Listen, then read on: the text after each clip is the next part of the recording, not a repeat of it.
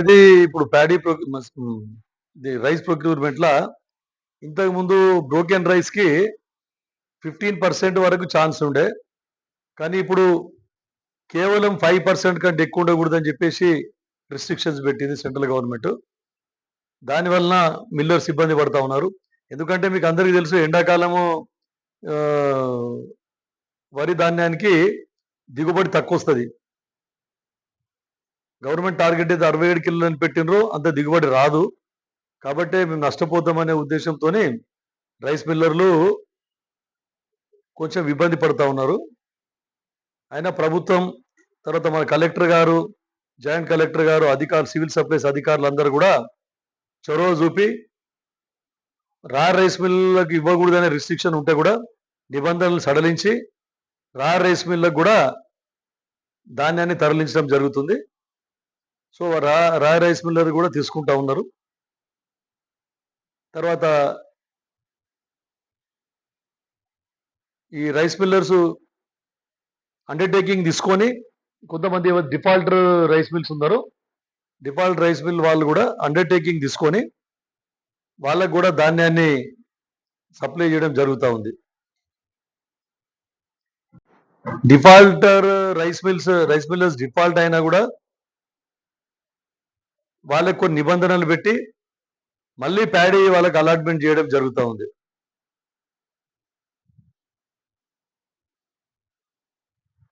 Almost 60%, 70% paddy rice మిల్లులకు తరలించడం జరిగింది ఇప్పటి వరకు. ఇంకొక 30% ధాన్యం తడిచిపోయింది అని గగ్గోలు పెడతా ఉన్నారు. ఒకటే రోజు వర్షం పడింది. అంతటా పడింది మొత్తం. యావత్ మన ఉత్తర తెలంగాణలో మొత్తం ఎక్కడైనా కూడా పడింది. కాకపోతే దాంతోని కొంచెం డిస్టర్బ్ అయినమాట వాస్తవమే. మిగిలిన ధాన్యాన్ని కూడా త్వరలో మొన్న మా ఉత్తమ్ కుమార్ రెడ్డి గారు అందరి ఎంపీలతోని, తర్వాత ఎమ్మెల్యేలతోని వీడియో కాన్ఫరెన్స్ పెట్టి అధికారులతోని, అందరితోని, కలెక్టర్లతోని కూడా తగిన చర్యలు తీసుకోవాలని కూడా ఆదేశాలు ఇవ్వడం జరిగింది. త్వరలో మిగిలిన ధాన్యాన్ని కూడా కంప్లీట్ చేసేస్తారు. తర్వాత జొన్నల కొనుగోలు గురించి అసలు అక్కడ దేనికి కూడా ఉపయోగపడతలేవు జొన్నలు. 2 సంవత్సరాల నుంచి గోదాములలో అట్లే ఎట్లున్న జొన్నలు అట్లే ఉన్నాయి. తక్కువ ధరకి ఇస్తామంటే కూడా ఈవెన్ పౌల్ట్రీ ఫార్ములు కూడా ముందుకు రాలేదు. ఈవెన్ ఇది బీర్ ఫ్యాక్టరీ వాళ్ళు కూడా ముందుకు రాలేదు. అవి అట్లనే ఉన్నాయి గోదాములలో. రైతులకు జొన్నలు పండియొద్దని చెప్పినా కూడా మళ్ళీ ఎందుకంటే ఈజీ ఉంది, దిగుబడి ఎక్కువ వస్తుంది, మంచి రేట్ ఉంది అనే ఉద్దేశంతోనే రైతులు జొన్నలే పండిస్తా ఉన్నారు. పంట మార్పిడి చేయాలని ప్రభుత్వం పదే పదే చెప్తున్నా కూడా వినకుండా అందరూ దానికే డైవర్ట్ అవుతున్నారు. మక్క కానీ, తర్వాత సన్‌ఫ్లవర్ కానీ, పల్లి కానీ, ఇటువంటి అన్నిటి కూడా మనము గతంలో పండించిన పంటలకు ఆయిల్ సీడ్స్‌కి ప్రయారిటీ ఇవ్వాలని చెప్పినా కూడా రైతులు కేవలం వరి, జొన్నలకే ప్రయారిటీ ఇస్తా ఉన్నారు. గతంలో ప్రభుత్వము ఎకరాకు 7 క్వింటాల్లో కొనుగోలు చేస్తే మా ప్రభుత్వం రైతులు ఎక్కువ పంట వస్తుందనే ఉద్దేశంతోని ఎకరాకు 14 క్వింటాలు కొనుగోలు చేయడం జరిగింది. కానీ చాలా దళారుల బెరద అయిపోయింది. ఎందుకంటే కర్ణాటక, మహారాష్ట్ర నుండి అక్కడ కేవలం 2200 ఉంటే మన దగ్గర 33, 3400 కొనుగోలు మద్దతు ధర ఉండింది. అన్ని ట్రేడర్స్ అందరూ అక్కడ నుంచి లారీలు తీసుకొని వస్తే ఇక్కడ ఉన్న సొసైటీలలో అక్కడక్కడ సీఈఓలు అందరూ చేతివాటం చూయించి మన రైతులది ఆలస్యంగా తీసుకొని ఫస్ట్ అక్కడికి వెళ్ళి వచ్చిన ట్రేడర్స్ వచ్చింది ఫస్ట్ తీసుకోవడం వలన మన రైతులు చాలా ఇబ్బంది ఎదుర్కొన్నారు. దాన్ని దృష్టిలో పెట్టుకొని సీఈఓలను మార్పిడి చేయాలని అంటే, ట్రాన్స్ఫర్ చేయాలని అంటే అప్పుడు వాళ్ళు కోర్టుకు పోయి స్టే తెచ్చుకున్నారు. అప్పుడు వరి ఎందుకంటే అవసరానికి మించి పంట దిగుబడి వస్తా ఉన్నది. మళ్ళీ అది దొడ్డు సరుకు. రైతులందరికీ 500 బోనస్ ఇచ్చి ప్రోత్సహించి అందరూ సన్న ఓడ్లే పెట్టాలని చెప్పేసి ప్రభుత్వం మరీ పదే పదే చెప్తా ఉంది.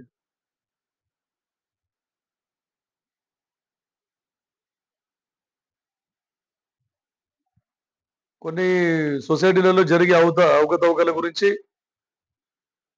గతంలో ఎన్నో అన్ని ఆల్మోస్ట్ సొసైటీలలో రైతులకు ఇబ్బంది పెట్టి దోసుకోవడం జరిగింది. ఎవరైనా ఆఫీసర్లకు ఇట్లా ఇట్లా జరుగుతుందని చెప్పేసి కంప్లైంట్ చేసి పంపిస్తే ఎంక్వైరీకి వస్తే రైతులను భయభ్రాంతులకు గురి చేసి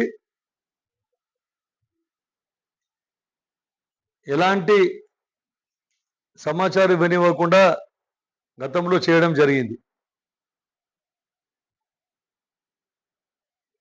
గత ప్రభుత్వంలో మీకు అందరికీ తెలుసు 6 కిలోలు 8 కిలోలు క్వింటాల్కు 6 కిలో 8 కిలో తరుగు కూడా తీయడం జరిగింది వరికి.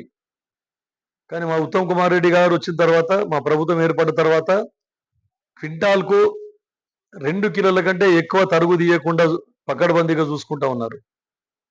మళ్ళీ రైస్ మిల్లర్ దగ్గరికి పోయిన తర్వాత మళ్ళీ 3-4 కిలో తరుగు తీసిండప్పుడు. ఇప్పుడు రైస్ మిల్లర్లు తరుగు తీయొద్దు అని చెప్పేసి స్ట్రిక్ట్ గా ఇన్స్ట్రక్షన్స్ ఇవ్వడం జరిగింది. కోట్లతోని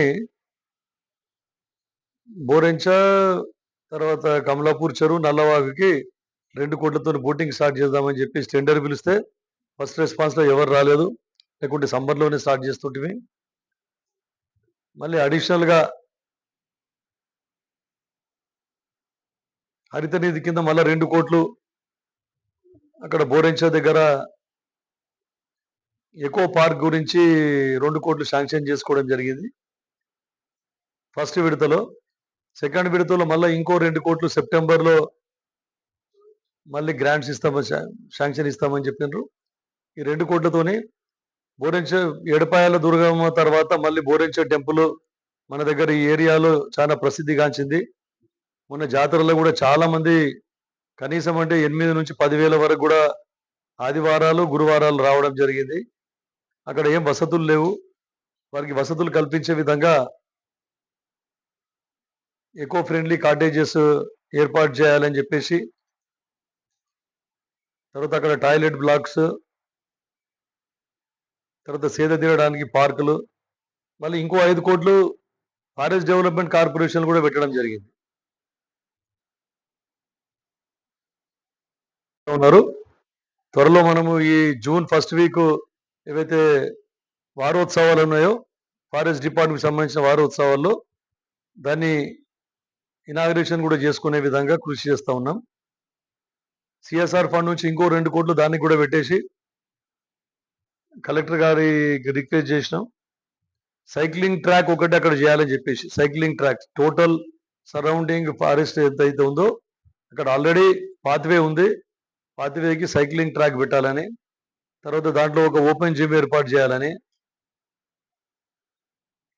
వీకెండ్స్ లో అక్కడ సేద తీరడానికి చిల్డ్రన్స్ పార్క్ అవన్నీ కూడా ఏర్పాటు చేసి అక్కడ కూడా బోటింగ్ ఏర్పాటు చేయాలని చెప్పేసి త్వరలో ఆ పనులు కూడా కంప్లీట్ అవుతాయి. Hi, this is Swati Dikshit. Please subscribe to SKS Fly TV.